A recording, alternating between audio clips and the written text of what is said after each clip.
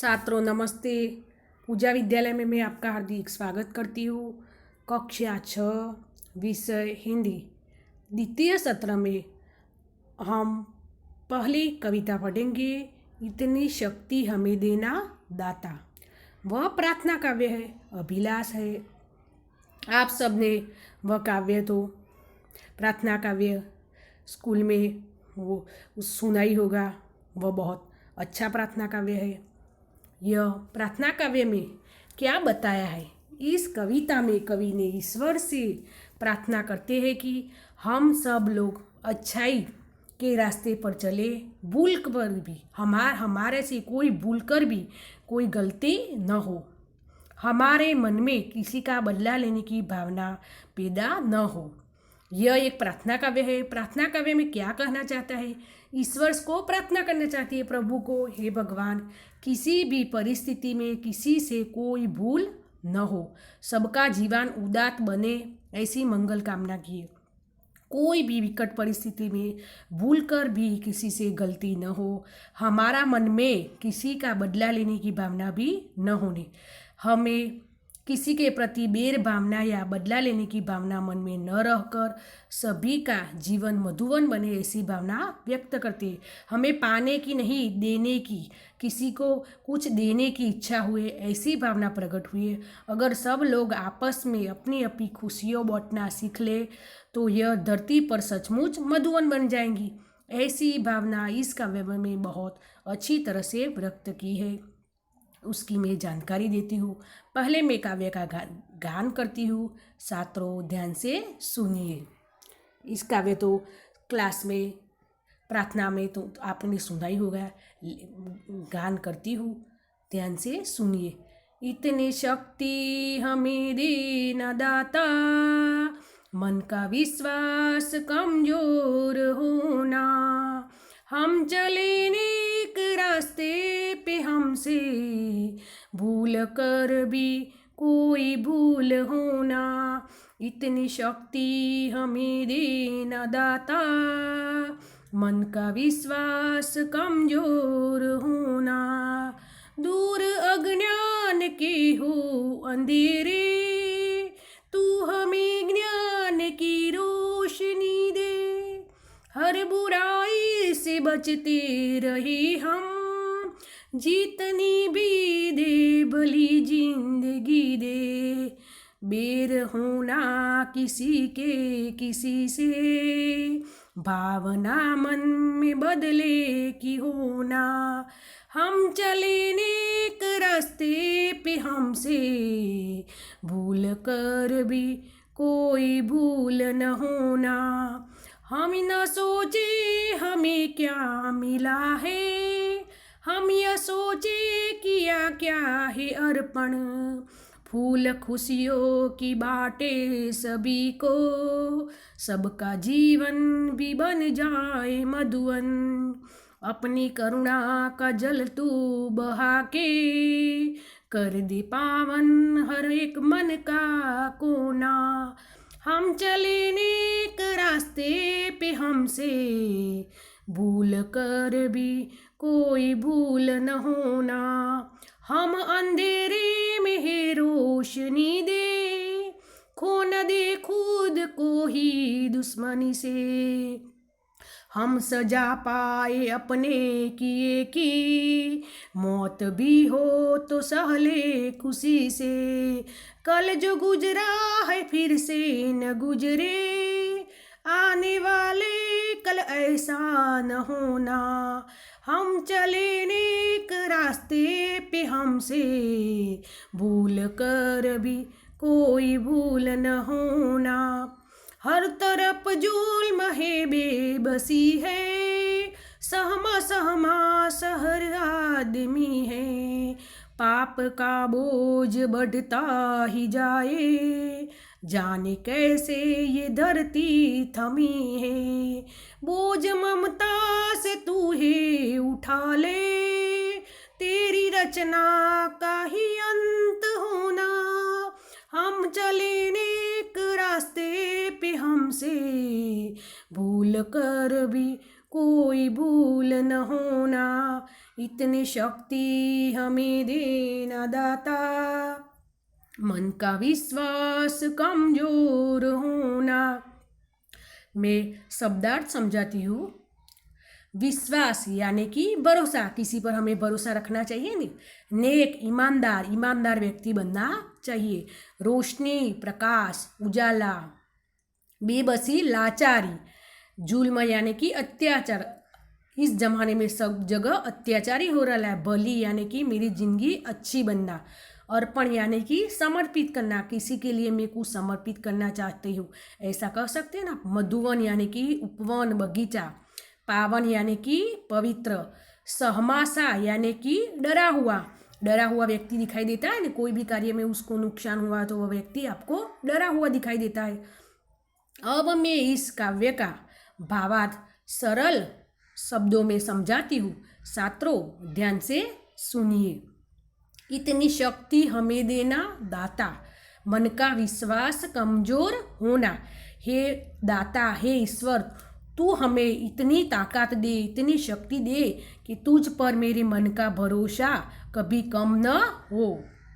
हमें बहुत शक्ति दे, कोई भी कार्य करे तो उसमें हमारी गलती हुई तो गलती भी दूर हो जाए। कठोर परिश्रम करके हमें उसमें से कठोर परिश्रम करके बाद उसमें बहुत अच्छी तरह से सफलता मिले और मन का भरोसा कम न हो।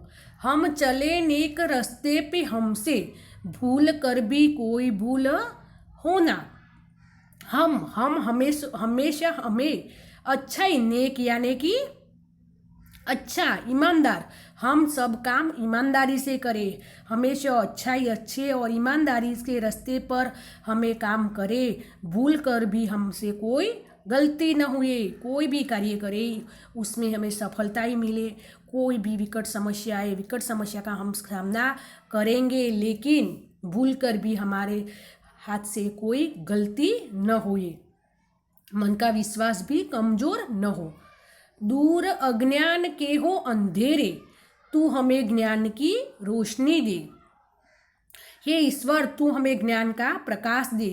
ईश्वर, इसमें बहुत विकट समस्या आती है, उसमें हमें क्या क्या कार्य करना, ये तू हमें ज्ञान का प्रकाश दे, जिससे हमारे अज्ञान का अंधेरा, अज्ञान यानी कि कोई भी कार्य में आपको ज्ञान न हो क्या करना, वह हम डरा डरा रहते, उसमें तू हमें ज्ञान दे। तू हमें ज्ञान की रोशनी दे, अंधेरा दूर हो जाए हमारा। हर बुराई से बचते रहे हम, जितनी भी दे भली जिंदगी।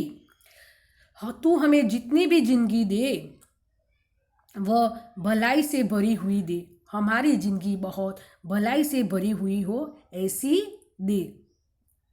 कोई भी समस्या आए तो समस्या का सामना कर सके, हमें विश्वास कम न हो और समस्या का बोझ उठा सके। हम नेक रास्ते पर चलने चाहिए। बुराई से हम बचते रहे, हर बुराई से बचते रहे हम, जितनी भली दे जिंदगी, भलाई हमारी जिंदगी में रहे। बेर होना किसी का किसी से, भावना मन में बदले की होना। हमें किसी के साथ दुश्मनी न हो, दुश्मनी हो तो अगर कभी हो जाए तो हमारे मन का बदला लेने की भावना न होना। बदला लेना का, कोई भी क्लास में कोई भी बच्चे ने आपकी पेन चुरा ली तो दूसरे दिन ऐसा मन में नहीं विचार करना छात्रों कि आज उसने मेरी एक पेन चुरा ली तो दूसरे दिन में उसके कंपास में चोरी छुपी से 2 पेन ले लूँ, ऐसा बदला लेने की भावना नहीं रखना। का परीक्षा में कोई भी प्रश्न की नहीं आता तो कोई दूसरे को पूछने की ज़रूरत नहीं है। दूसरी परीक्षा में आपको अच्छे मार्क्स नहीं आएंगे तो दूसरी परीक्षा में अच्छी तैयारी करना और अच्छे मार्क्स लाना, लेकिन ऐसा नहीं रखना कि उसने मैंने प्रश्न का जवाब चोरी छुपी से। आप पूछते हैं ना, छात्र टीचर इधर उधर घूमते होंगे तो चोरी छुपी खाली जगह के जवाब की मांग करते, लेकिन वह व्यक्ति ने आपको जवाब नहीं दिया तो उसका बदला लेने की भावना नहीं रखना। कोई भी व्यक्ति के साथ बदला लेना नहीं, जो भी कार्य था इतना उसको इसका करना, लेकिन बदला लेने की भावना नहीं चाहिए। हमें कोई भी कार्य करे तो बदला लेने की भावना नहीं रखनी। हम न सोचे हमें क्या मिला है, हम यह सोचे हमें क्या किया है अर्पण। हमें यह नहीं रखना कि हमें न सोचे, हमें यह सोचना कभी न सोचे कि हमको क्या मिला है। हम सब यह सोचेंगे कि हमें दूसरे के लिए क्या किया है। हम फूल खुशियों के बाटे सभी को, सबका जीवन भी बन जाए मधुवन। हम अपनी खुशियों के फूल सब जगह बांटेंगे, सबका जीवन उपवन सा सुंदर बन जाए। उपवन यानी कि बगीचा, मधुवन बगीचा उपवन होता है। मधुवन का अर्थ फूल, फूल हमें कैसा ना, खुशियों के फूल बांटना। तो सब जगह हमें अच्छे अच्छे कार्य करेंगे। जैसे गांधी जी, जवाहरलाल नेहरू, इस सब लोगों ने बहुत अच्छे अच्छे कार्य किए, तो आप सब उसको याद करते हैं ना। इस तरह हम सब अच्छे कार्य करेंगे,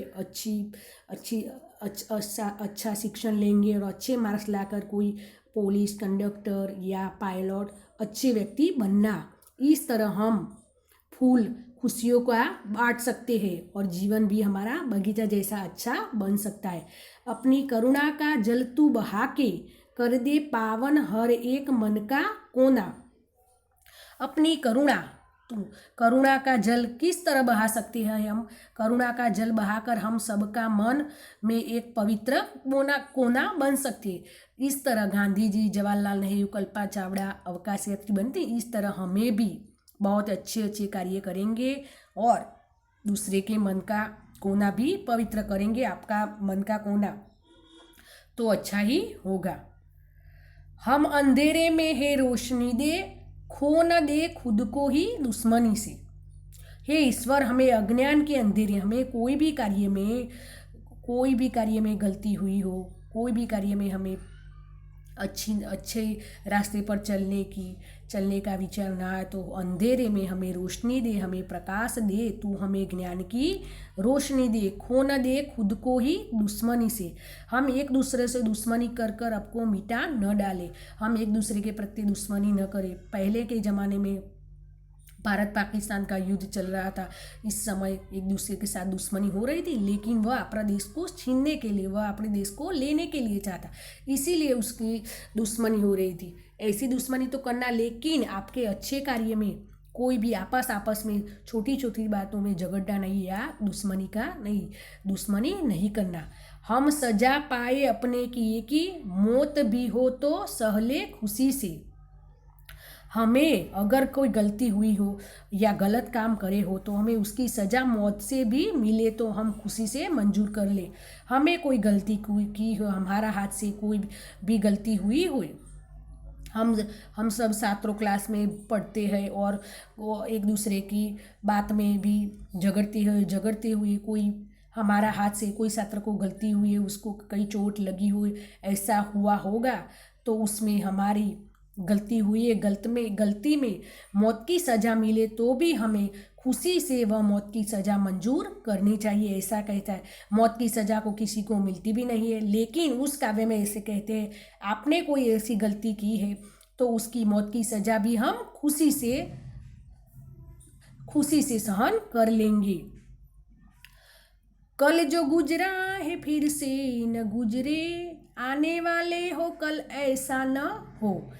कल जो बुरी घटना हुई है वह फिर न हो, आने वाला कल बीते हुए कल जैसा बुरा न हो। हमारे पहले के ज़माने में भारत पाकिस्तान का बहुत युद्ध चल रहा था, उसमें कितने लोग शहीद हो गए, कितने लोग की मृत्यु भी हो गई है।